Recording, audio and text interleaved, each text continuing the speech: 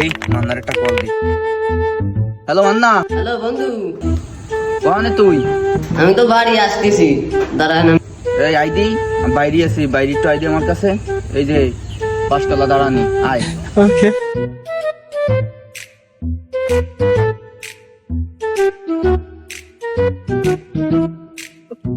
বন্ধু কি ডাকছিস কে? শোন, ইব্রাহিম ভাই যদি ডাকে বা ফোন দেয়, আজকে যাবি না তার সাথে, ঠিক আছে? আচ্ছা বন্ধু, ঠিক আছে। ঠিক আছে।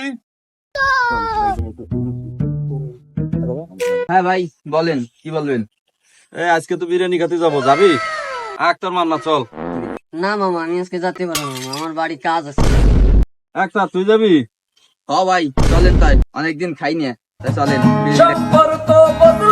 সুদমার ঘোরা খালি আমার সাথে করে।